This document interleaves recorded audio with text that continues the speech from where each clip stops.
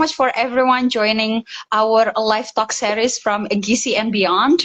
And tonight we have a very special guest speaker.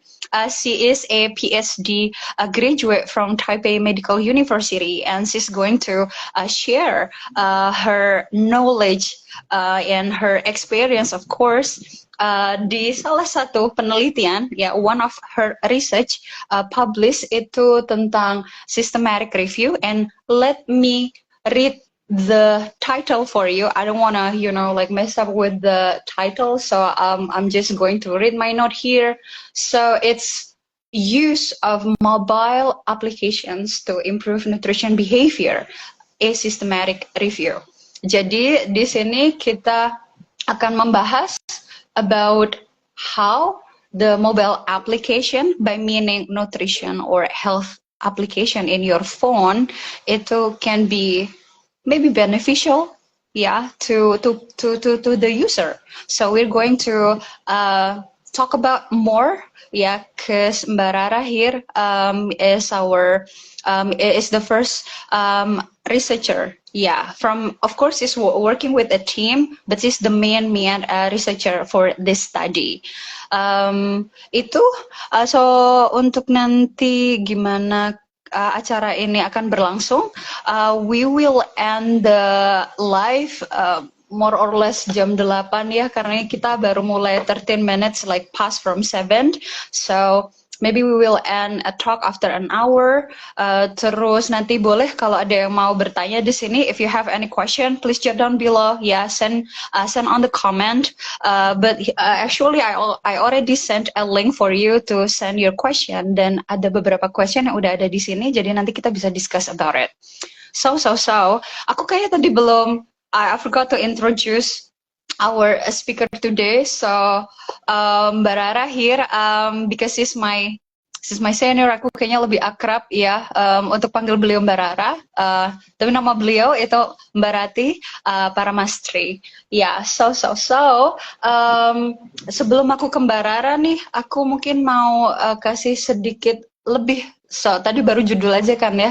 Jadi the study itu the mobile app itu supposed to record the daily intake ya Mbak Rara, bener ya? Terus and tracking the daily movement, and then basically the lifestyle, the improvement of lifestyle. Jadi biasanya kita tahu kalau after we download some health or nutrition app, itu membantu kita untuk track the food intake, physical activity, terus bisa juga jadi media or what is it called in English? Something that help us to have better education in nutrition. So in general, itu kayak help us to have better lifestyle in the term of nutrition. Yeah. So mungkin Mbak Rara bisa ceritakan sedikit ini yang menarik dari judulnya, itu ada systematic review nih Mbak, gitu. Apa sih systematic review gitu? Apa sih yang menarik dari methodology of this study? Ya. Oke. Ini mungkin mau nanggepin yang tadi dulu ya. Jadi itu awal mula background dari penelitian ini itu sebenarnya kan nutrition apps atau mobile apps tentang health outcomes itu kan sudah banyak ya, banyak digunakan. Apalagi sekarang kan sudah banyak orang-orang juga yang familiar dengan mobile phone, mobile apps. Jadi saya bersama teman-teman itu ingin melihat secara komprehensif. Jadi itu nanti masuk ke dalam definisi ke systematic review-nya ya. Oh gitu. Jadi jadi dari systematic review itu jadi kita semacam kayak summarize, evaluate dan synthesis the finding from many or various papers with specific topic. For example, for this kita membahas tentang mobile apps yang berhubungan dengan apakah ada efektivitasnya kepada nutrition related behavior seperti dietary intake, weight management, physical activity also included, and also we have secondary outcome itu adalah nutrition knowledge. Jadi kami melihat beberapa kami select beberapa paper yang berkaitan dengan topik tersebut. Jadi habis itu kita akan melakukan semacam evaluasi dan summarize mereka, finding dari mereka itu apakah bagaimana perjalanannya secara komprehensif. Jadi systematic review itu kan salah satu tipe metodologi dari beberapa review artikel ya. Cuma yang membedakan dari literatur review itu adalah di dalam systematic review juga ada ini apa namanya assessment. Jadi waktu itu kita menggunakan quality assessment untuk assess the quality of the papers. Jadi kayak apakah paper-paper yang kita select di final selection itu relevan untuk topiknya dan evidence-nya cukup sufficient dan bisa menjadi evidence base yang baik. Itu kita melakukan quality assessment. Kemudian juga ada assessment yang lain adalah risk of bias. Jadi kami melakukan risk of bias assessment. Itu tujuannya adalah untuk melihat apakah paper-paper yang sudah masuk ke dalam final selection itu bagaimana sih biasnya, potensi biasnya seberapa besar sih. Jadi nanti ada levelnya kayak semacam low, moderate, dan juga high.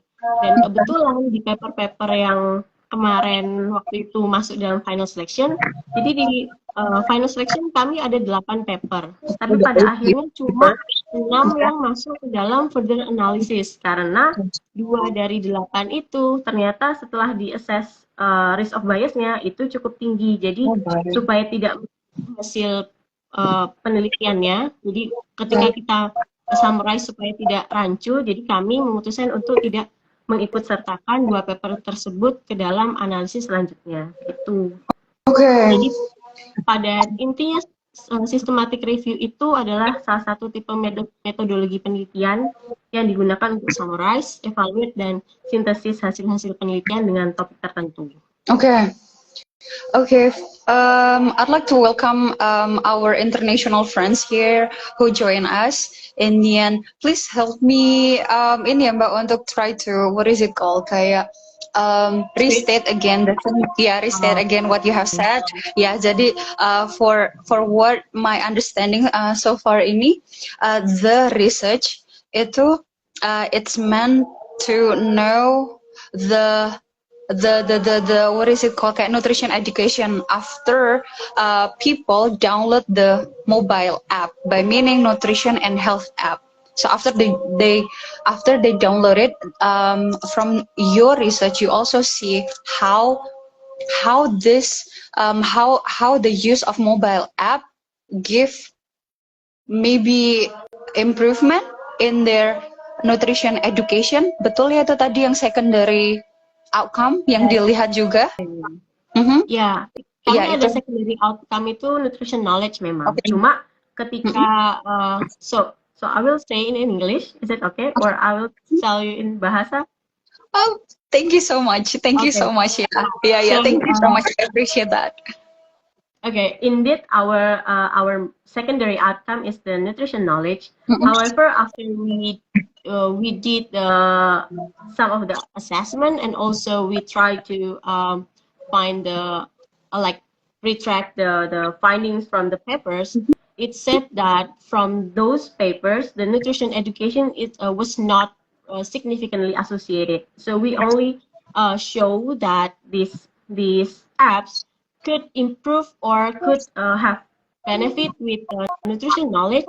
However, from our study, we found that it actually didn't have any significance. So we only show that it could be help in the nutrition education, but actually we did not have the significant result. I see. So probably it's beneficial, but not like showing something like significant, gitu ya Mbak ya. Okay, true. That was quite interesting because we tried to have a very specific inclusion criteria, so we only yield only 8, but at the end it's only 6. However, we see from other articles, they could have like a lot of papers that included in the final selection, but in our study it's actually only 6. Maybe because also the reason why we did not have the significant result for the number nutrition education. So it Yeah. could be one of the reasons. Oke, jadi bisa jadi karena jumlah papernya tadi ya Mbak ya yang sedikit gitu itu bisa jadi ya gitu. Tapi untuk teman-teman yang apa ya belum sempat membaca sebenarnya in a Google link form aku juga give the statement about just little summary about your study. Jadi dari 2,962 ya paper yang meet your criteria. Jadi dari setelah men-screening mungkin istilahnya ya membaca dari 2.962 paper itu hanya 8 ya yang meet your criteria. Tapi at the end finally Mbak dan tim hanya memakai 6, so you only use a 6 because for the bias reason. Okay, by the way, I'd like to welcome everyone here. Thank you so much for joining us. Yeah, so thank you. Yeah, it's quite a lot of paper. Ya, meskipun pada akhirnya tapi 6 lumayan sih ya Mbak ya. I think 6 it's quite a lot too untuk yang benar-benar sama metodologinya. Okay. So okay, I'd like to tell everyone's here if you wonder about something from her study, you can jot down your question below in our comment and we would love to talk about it. Yeah, so give me 1 second, I'll move on to next question, Mbak Rara. Okay, I wonder dari sekian paper ya, itu can you tell us more about how come ada 2.962, right? Itu kalau kan dari studinya, you try to find study yang published dari 2010 sampai 2018, right? Yeah. Ya dari 8 tahun itu ternyata ada 2006, I'm sorry, not 6, 900 ya, almost 3,000 ya. Itu meet the criteria from the inclusion criteria for the study. Terus bagaimana sih seleksinya kok dari 2.000 banyak sekali and you can only get only 8 gitu. Ya, itu mungkin can you talk and share about that? So ini buat selecting papernya ya. Ya. Awalnya itu kalau systematic review itu kita harus punya tujuan penelitian yang jelas. Okay. Jadi biasanya kita menggunakan namanya PICO, itu adalah kayak population, intervention, comparison, dan outcomes. Jadi kita kita jabarkan dulu populasinya siapa, yang kita akan inklusi itu apakah dia hanya adults ataukah dia all age atau pokoknya kita punya kriteria sendiri. Jadi populasinya siapa. Kemudian interventionnya apa. Ini apa. Kalau untuk yang di paper ini populasinya kami tidak spesifik kepada orang-orang dengan health condition tertentu. Jadi hanya adults above 18 years. Jadi above 18 years with any health condition itu akan included. Terus untuk interventionnya yaitu penggunaan mobile apps. Terus untuk di compare sama yang nggak pakai gitu. Terus outcome-nya itu tadi nutrition related behavior sama nutrition knowledge. Itu PICO. Kemudian setelah kita punya PICO itu yang jelas dan tujuan yang jelas, itu nanti terus kita memilih databases. Kemarin itu kami menggunakan kalau nggak salah 4 atau 3 ya, 4 ada PubMed. The source, the source ini ya? Yeah, the Web of Science. PubMed, Web of Science, Web of Science, and terus ada Embase sama CINASL.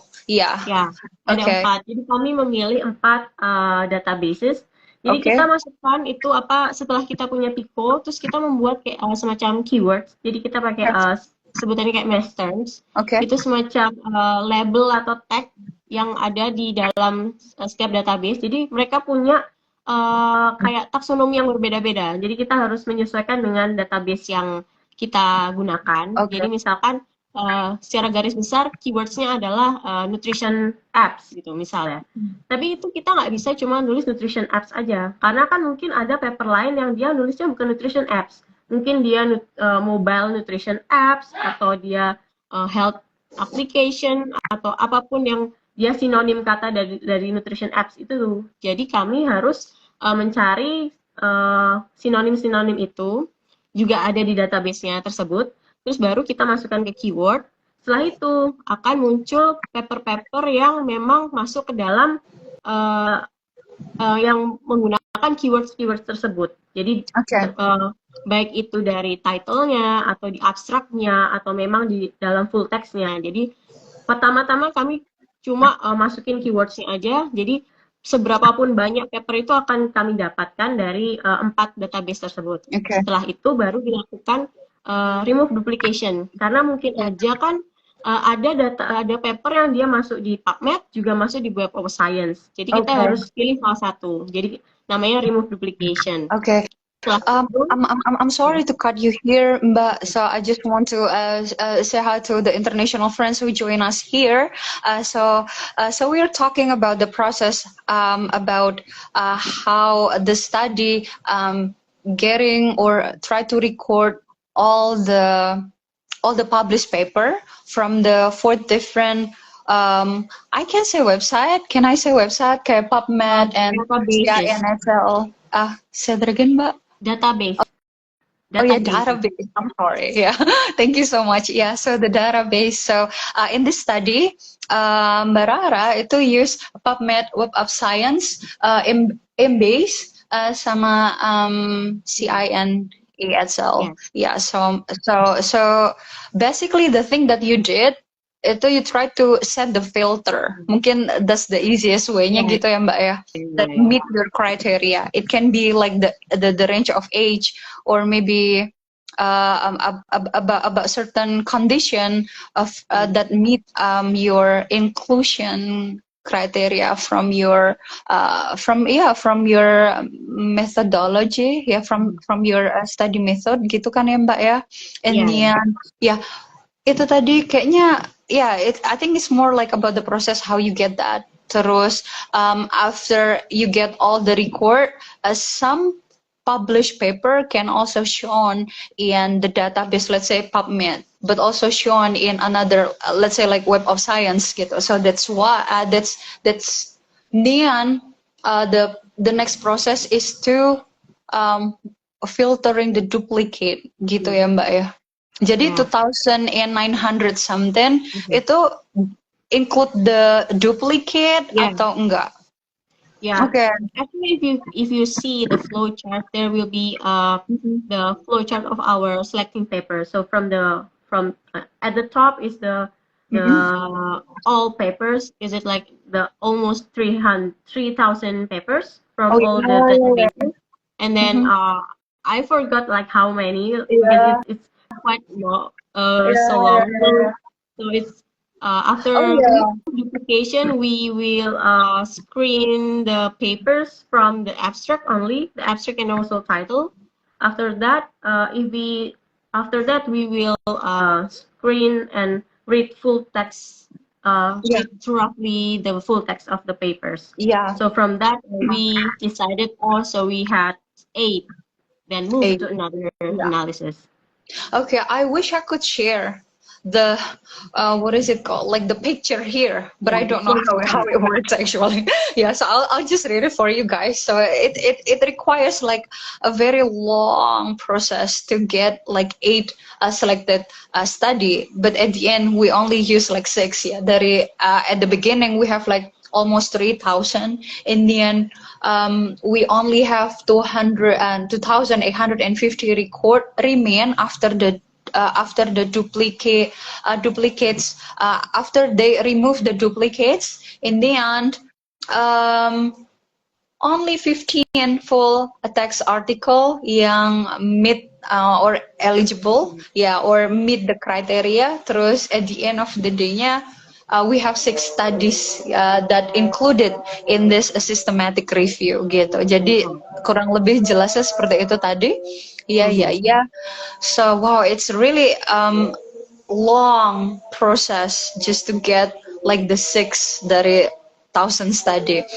Okay, I'm sorry that I cut you before, Mbak Rara. Do you still want to explain more about it, or shall we move to next questions? I think you can move. Okay. Yeah. Welcome everyone. So we are now continuing our discussion here. How about can you tell us more about the 6 selected studies?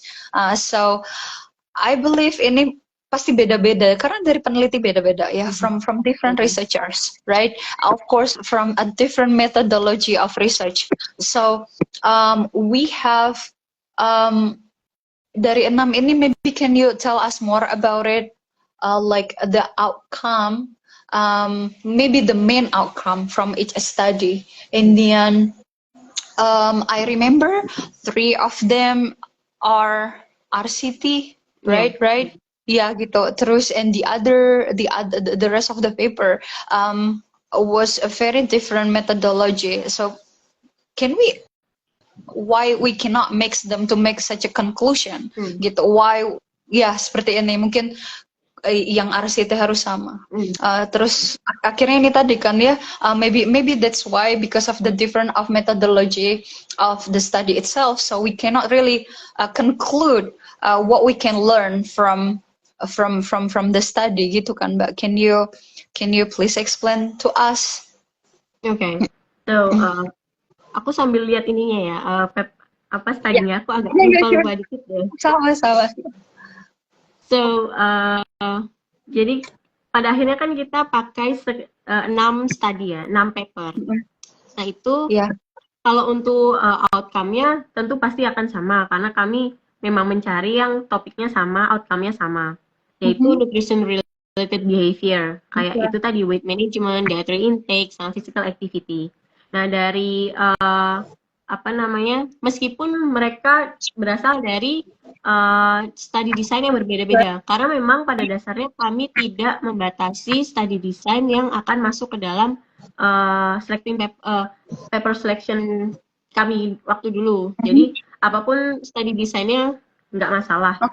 Cuma tidak, kami hanya exclude paper-paper dengan meta-analisis, descriptive analysis, sama satunya itu review articles yang lain. Jadi benar-benar cuma yang original article aja. Kenapa? Karena kalau membahas summarize dari review artikel lain, nanti beda lagi metodenya, bukan systematic review.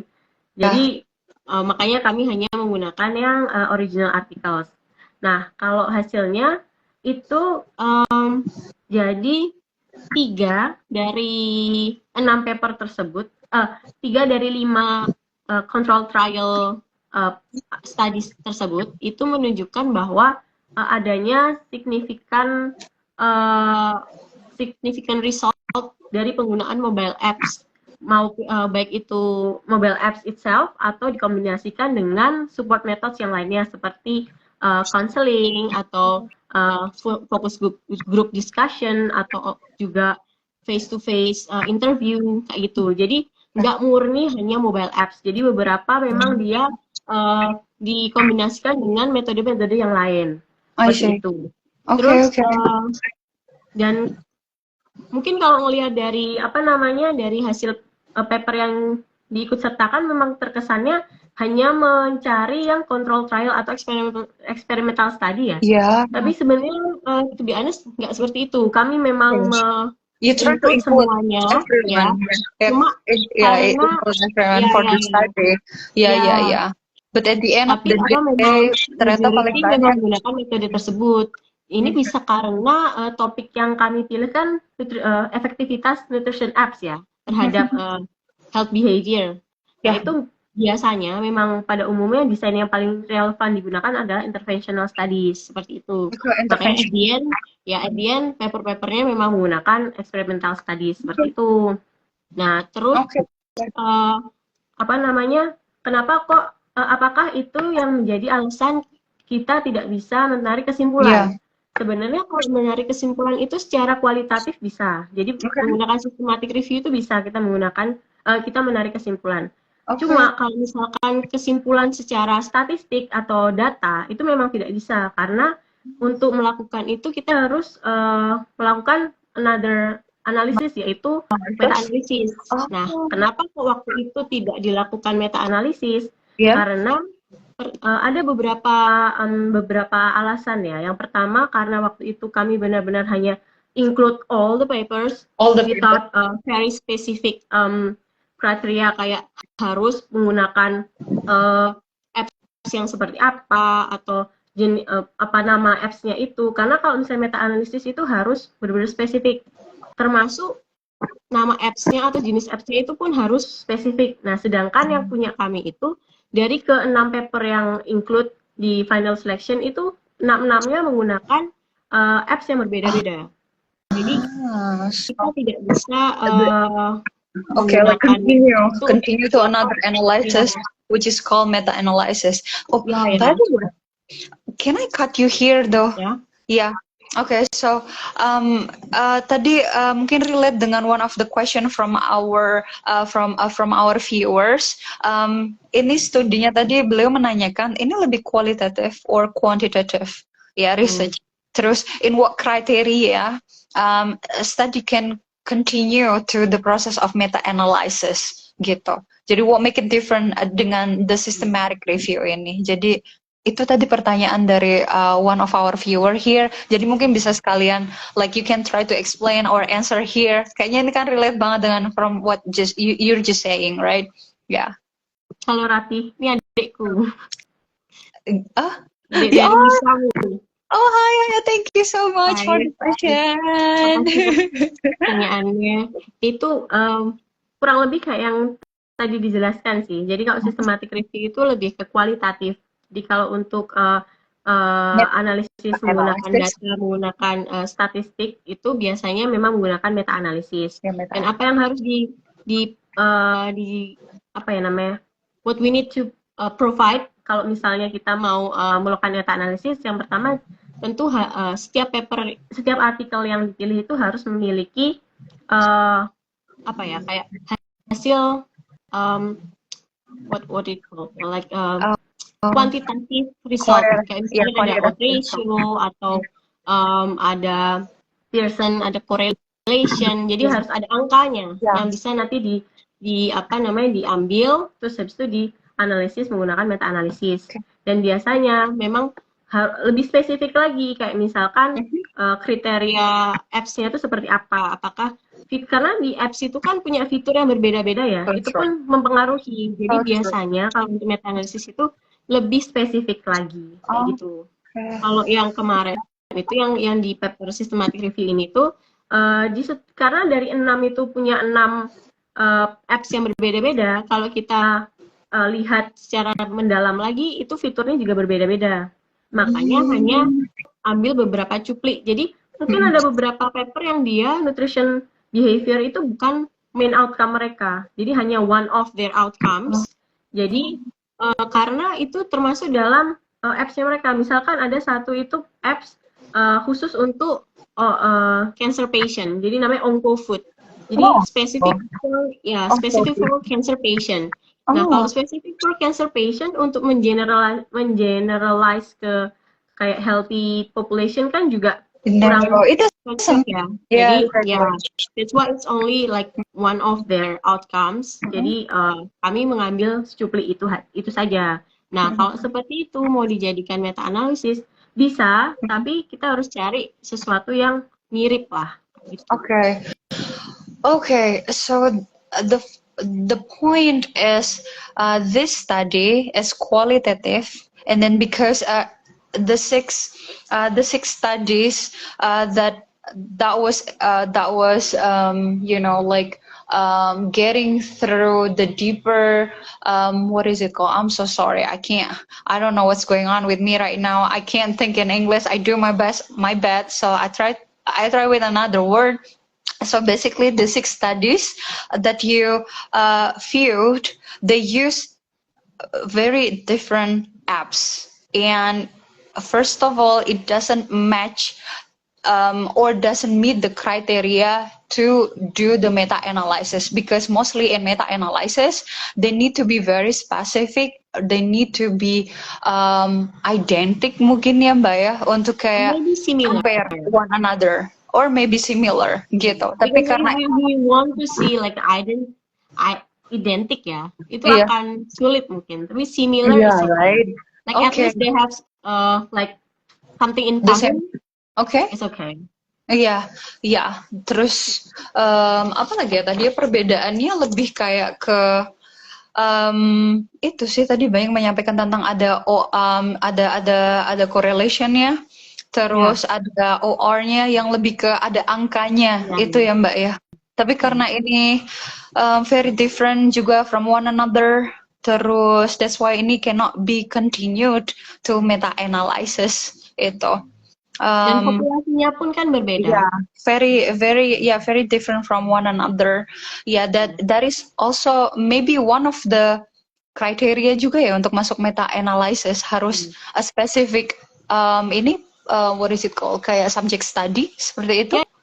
Yeah, of course. Okay. Kayak di tempat kami itu kan populasinya literally cuma adult, like 18 years above, dah itu above aja. 18 years old without any more assessment like if they have like any health problem, terus mungkin I don't know, maybe mungkin mereka juga udah tahu gitu like itu. Yeah. The paper also include pregnant women, so the act is specific for pregnant women. Okay. Ya. Jadi mungkin kalau untuk yang meta analysis tadi lebih populasinya mungkin ya similar. Ya, kalau ini kan too generous. So that's ya gitu. Oh, thank you so much for for the question. Minta maaf tadi aku lupa dengan siapa ya. So thank you so much for the question. Oh yeah, thank you. So guys, feel free if you have any question about her study.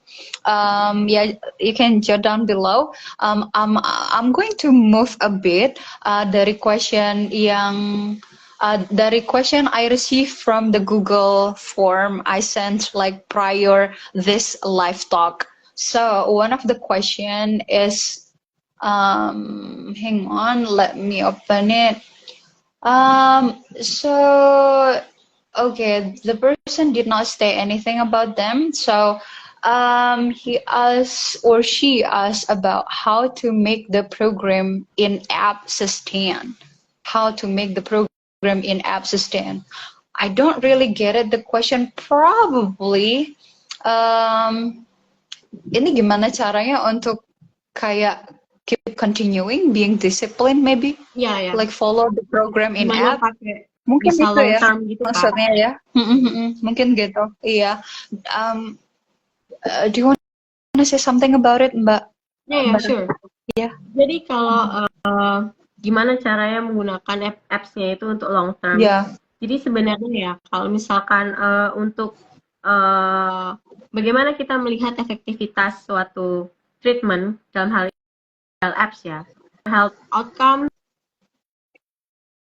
gitu kan, atau health behavior misal. Nah itu kan paling utama memang motivasi ya. Kalau sebenarnya menurut saya pribadi itu yang pertama adalah accessibility, kayak kemampuan dia dalam menggunakan mobile phone, like apakah dia familiar dengan apps-apps yang ada di dalamnya. Itu sebenarnya paling utama menurut saya itu. Tapi kalau misalnya dia udah bertanya seperti itu, berarti asumsi saya adalah dia sudah familiar dengan mobile phone dan mobile apps. Jadi yang kedua adalah motivasi, baik itu motivasi dari diri atau motivasi dari eksternal faktor, misalkan kayak support group, misalnya dia ada di dalam lingkungan support system yang bagus, misalnya dari family-nya, dia juga misalnya dari family-nya dia remind orang ini untuk jangan lupa ya kamu tracking makanmu di situ, atau weight di situ, temannya atau yang lain. Jadi circle support basically ya. Back to themselves ya, kayak motivasinya gimana, terus apa namanya, biasanya orang-orang yang dia bermotivasi tinggi itu adalah orang-orang yang misalnya dia in need, jadi dia memang membutuhkan, misalkan ya kayak pasien diabetes yang dia memang harus punya weight management dan diet management long time kan, kayak malah long life kan, kayak misalnya selama dia hidup dia harus punya manajemen diet dan manajemen weight-nya mereka. Jadi biasanya orang-orang yang dia memang mempunyai trigger khusus yang dia merasa butuh untuk itu, biasanya memang lebih cenderung gampang untuk menggunakan apps ini secara long term. Tapi kalau untuk healthy people kayak orang kebanyakan, ya tergantung motivasinya lagi, balik ke dia sendiri ya, gimana dia mau menggunakan apps itu, apakah akan digunakan secara kontinu ataukah dia cuma mau coba-coba, itu kan bebas karena dia belum ada trigger untuk menggunakan itu secara setiap hari gitu kan. Yeah, that is very true. Yeah, I think it's more like people yang living in modern lifestyle maybe ya, dan kayaknya mungkin mostly mereka udah punya kesadaran about their health gitu, atau but it can be also for people yang curious, and then ya gitu. Jadi maybe untuk sustain the answer, how it can be, how it can remain, how can I keep progressing, how can I keep being disciplined. I think itu tadi the answernya from Barara. I think you need to find the motivation. The motivation is the key. Okay, thank you so much. Sorry, I interrupt you. So the motivation is also one of the criteria, one of the variables in the published papers. So the paper yang kami gunakan di systematic review itu, kalau dibaca secara satu persatu, motivasi itu juga menjadi salah satu variabel dari mereka. No way, very interesting. Untuk melihat efektivitasnya. Okay. Did you try to, like look more about it, like the motivationnya itu apa Mbak? Kayak disampaikan nggak from the paper, kayak maybe to have a better health, atau because itu tadi maybe kayak the underlying condition, by meaning like health condition yang mengharuskan untuk pakai app. Did the paper tell you more about it? To be honest, aku lupa ya. Okay. Cuma I believe itu mereka state kok. Maksudnya motivasi itu dalam hal apa? Aku yakin mereka state itu karena itu salah satu variabel mereka, jadi pasti akan didiscuss. Cuma to be honest aku lupa sih. It's okay. And then cuma sharing aja like my what is it called, kayak tiba-tiba I just wanna ask that question. Yeah. Okay. So we move on to the following question. Alright, this is very interesting one. Apakah ada kriteria khusus dalam selecting population in the study? Apakah populasi tersebut adalah orang-orang yang sudah aware terhadap kesehatan? Itu sebenarnya sama ya pertanyaannya, ya. Tapi mungkin ada kriteria from your study itu about the age, about the race, about the geography, by meaning like where they from, itu ada juga nggak sih Mbak in your systematic review? Did you said that? But I remember you mentioned itu need to be above 18 years old. Yeah. So other than that, there was no restriction on race atau ethnicity atau geography ataupun gender. Okay. Jadi kita include all, only people above 18 and above. Only that. That's why I say that there was a paper about a cancer patient, and also there was a paper about a pregnant woman, and also the other, I think, healthy people. So it's like mix. Terus kalau from the developing countries and developed countries itu juga di state nggak sih Mbak from the paper yang mostly mereka apa ya? Ya dari papernya itu mereka fokus di developing or developed country. Did they stay? Did they dari 6 tadi itu gimana Mbak? Kalau dari kami sendiri nggak ada ya, karena kita nggak restrict apapun di geografi atau ethnicity atau low middle income country or high income country. Tapi kebetulan ya, dari 6 paper tersebut itu berasal dari negara-negara yang middle to high income countries. Jadi ada dari US, Europe, Australia. Yeah, European countries, yeah, America, yeah, or the US. Okay. Terus, sambil menunggu teman lain yang maybe mau ask the question about the study atau mau minta kita like jelasin lagi, feel free, nggak apa-apa, ya. So, I wonder about maybe, I don't know if it is fair to say, shall we, like download the nutrition or health app nggak sih Mbak from your study, because I know like there's like two different conclusion from the study. One can, yeah, it does improve by meaning the nutrition behavior, it does improve the knowledge itself, but is it fair to say that maybe the use of the mobile app in our phone will enhance or improve our lifestyle, or maybe we can have better lifestyle? What do you think about it? So it's like, do we need to download the apps to improve our health? Yeah, do you think? Yeah, do you think so? Is it fair to say that? In my opinion, besides the positive results, itu untuk semacam merekomendasikan sesuatu kepada seseorang, apalagi treatment, walaupun itu mobile apps ya, itu ada beberapa hal yang perlu diperhatikan. Misalkan seperti tadi, mobile phone itu kan nggak semua familiar. Jadi kita harus lihat dulu respon orang terhadap treatment tersebut. Apakah karena kan kemampuan orang dalam mengoperasikan mobile phone itu kan tidak sama. Mungkin ada orang yang dia udah familiar, dia udah cuma tinggal bilang tolong download ini, nanti ikutin petunjuknya, ada guideline-nya, bla bla bla, dia paham. Ada orang yang memang perlu dijelaskan satu persatu. Even ada orang yang nggak tahu cara downloadnya. Jadi kita harus melihat kayak individunya seperti apa.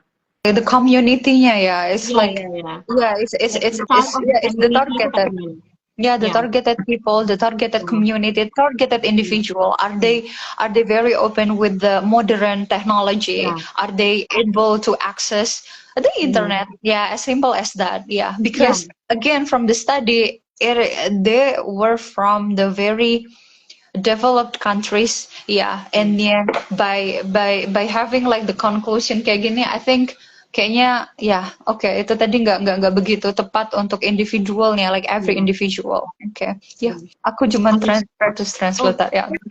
Like itu penting karena kadang kan kita tahu ini bagus nih treatment ini, terus langsung kayak generalisasikan ke orang-orang, ini bisa dipakai untuk mereka supaya bisa improve health misal. Tapi kan harus ada juga yang diperhatikan, misal gampang kan kayak comfort levelsnya mereka. Mungkin ada orang yang prefer dia pakai mobile apps, dia bisa self control dan dia bisa dapat feedback dari apps. Atau ada orang yang memang dia lebih comfortable kalau dia face to face interview atau counseling secara real life gitu ya, daripada pakai apps. Ini tetap personal preference itu penting sih, harus diperhatikan juga. Menurutku seperti itu sih. Yeah. I think it's quite fair. Yeah, we cannot really implement one recommendation and generalize the population, because again, the condition of the country, social economy, and then the literasi sendiri sih Mbak. It's not all equal everywhere. We all know that. Yep. I think it's a really good point. So moving on, I think we still have time a bit. Yeah. All right. So we talk about the study process, how you selecting the paper from 1,000, and then ended up with 6, and then we also talk about the qualitative, quantitative, terus kayak the criteria from the study itself, and then the recommendation from using the nutrition app. So I was wondering about what is the limitation from the study, if you want to add more for our viewer. Maybe it can inspire the new researcher. Maybe what can be improved from the study, if you can say to them. Yeah. kalau limitasi dari paper yang systematic review ini paling utama adalah terbatasnya artikel dengan sampel yang besar. Jadi kalau nggak salah dua dari 6 paper tersebut itu sampel population-nya tuh hanya di bawah 200. Jadi sangat sedikit. Karena ada salah satunya case control, dan biasanya kalau case control emang nggak gitu banyak ya. Jadi itu jadi untuk generalisasi ke to the people itu agak sedikit tricky. Jadi itu yang paling utama itu. Jadi mungkin kalau misalkan nanti ada future studies mau pakai systematic review dengan topik yang sama, mungkin bisa lebih spesifik nyari paper-paper dengan sampel population yang cukup banyak. Higher. Jadi itu ternyata jumlahnya juga sangat mempengaruhi ya Mbak ya. Karena kan kalau kita mau menggeneralisasi, kalau evidence-nya itu cuma sedikit kan kita juga agak kurang kayak kurang confidence ya. Yeah, that is so true. Like the number of population will show how confident you are saying a statement. Like, is it really improving or not? Gitu, or has something, I don't know, maybe kayak relate one another. Yeah, you need a lot of evidence. And one of the caranya tadi, the number of population ya. Dan in this study ada yang below 200. So that probably it's not too fair to say karena the very few of subject study. Okay, so the second one. Yang kedua yang tadi yang saya sebutkan itu karakteristik sampelnya.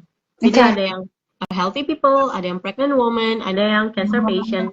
Jadi kan kalau misalnya menggeneralisasi dari hasil-hasil dari kriteria populasinya berbeda-beda kan juga agak susah. Makanya kenapa kok akhirnya kami hanya sampai ke systematic review, nggak sampai ke meta-analisis. Karena kalau untuk di meta-analisis pun, even though populasinya berbeda tuh nanti bisa kayak di pool gitu ya. Bukan digrupin. Cuma kalau sedikit cuma mau digrupin juga susah ya. Orang cuma satu, cancer patient cuma satu. It doesn't make sense gitu. Makanya cuma saya systematic review. Nah, itu juga salah satu limitasi, karena dengan begitu kami tidak bisa melakukan meta analisis yang mana bisa memberikan memberikan insight yang lebih secara statistik kepada readers kan. Nah, itu makanya mungkin untuk kedepannya, mungkin untuk pembuatan kriteria inklusi dan lain-lain itu Pico tadi itu mungkin lebih bisa dispesifikkan supaya bisa mendapat paper yang memang dia suitable untuk dilakukan further analysis seperti itu. Yeah, so she's saying basically about characteristic of study population. Yeah, because it's too general in this study, like only above 18 years of age. So you need to set like more, like in this study even included pregnant women in the end, people who have underlying condition like having cancer. And I think I think we all agree that it's not really fair to say untuk generalize again the population. She keep mentioning about it.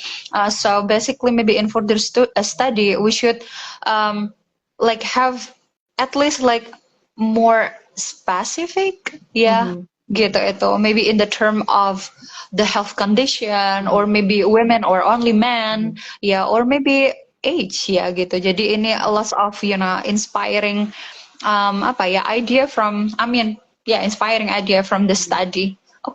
Okay. So let me get back again to the question we have here. I think we did good so far. We answered all the questions we have here. Yeah. So. Dari teman-teman di sini, do you guys have any question? I'd like to thank you so much for the time to join our live talk series from Gizi and Beyond, and we have talk a lot about what is a systematic review, dan ini ada kaitannya dengan the methodology of the research itself. Tadi disebutkan oleh our guest speaker that it's more like qualitative rather than quantitative. Maybe if kayaknya itu I believe we can decide qualitative and quantitative itu after we get all the paper ya nggak sih Mbak? This is my additional question anyway. Mungkin kalau kita bisa dapat yang what is it called? Mungkin yang kebetulannya bisa the similar characteristic from the subject study dan kita bisa lihat what is it called? Maybe ada beberapa kriteria yang tidak terlalu jauh. Mungkin bisa diteruskan ke meta analysis nggak sih Mbak? Jadi kayaknya itu part of the process nggak sih? Jadi kita tentukan after we get all the paper begitu nggak sih Mbak? Kalau menurutku either way ya, bisa memang dari awal memang mau niat systematic review dan meta analysis karena memang banyak paper-paper yang seperti itu. Atau memang dia awalnya mau systematic review aja, terus ternyata dapat paper yang dia eligible untuk dilakukan meta analysis dan akhirnya melakukan meta analysis juga nggak masalah sih. Iya, jadi sebenarnya study desainnya, ya study desainnya bisa nggak harus pokok di awal ya. Iya. Iya, kualitatif. The unique of research itu kan itu ya, terserah sama researchernya mau diapain gitu, mau data yang mau diapainnya terserah ya. Iya. Jadi ya sekreatif mungkin aja. Iya. Yang mau aku jadi poin di systematic review itu, although dia nggak bisa memberikan hasil kayak comprehensive,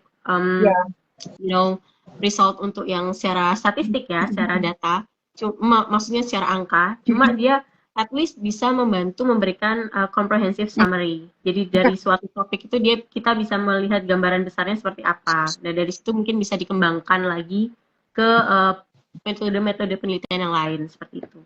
Okay. Perfectly, very awesome. Thank you so much. Yeah.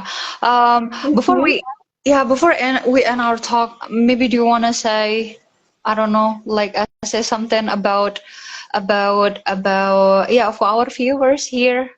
Oh, ya.